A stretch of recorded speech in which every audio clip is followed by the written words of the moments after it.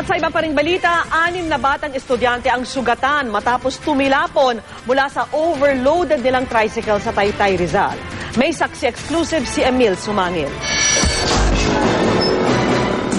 Tinatantong pasubsob na nakabalandra sa Floodway Road ng Taytay, Rizal ang tricycle na ito. Nag-iiyakan naman ang 6 nitong sakay ng mga elementary student na pauwi na noon galing sa eskwela. May masakit ba sa'yo? May masakit sa'yo? Opo. Ano masakit sa'yo? Ano masakit sa'yo? Ulo? Ay, ito? Tumilapon daw silang lahat ng biglang pumreno ang kanilang tricycle. Iniwasan daw pala ng kanilang driver ang isa pang tricycle na kanilang sinusundan na bigla rin daw huminto.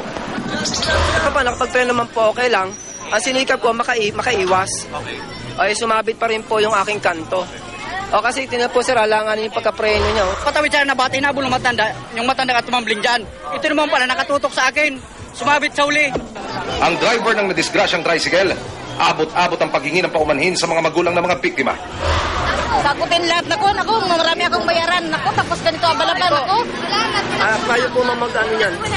Kasi yun, naku, pati yung utang ko, Diyos ko po. Naisugod sa kalapit na Taytay Emergency Hospital ang mga biktima na ligtas na sa ngayon.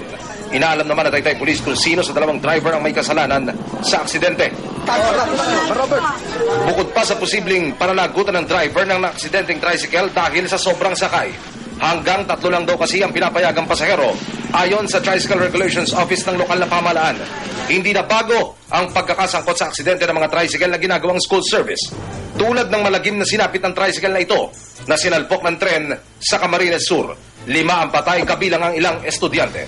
Emil Sumangil ang inyong saksi.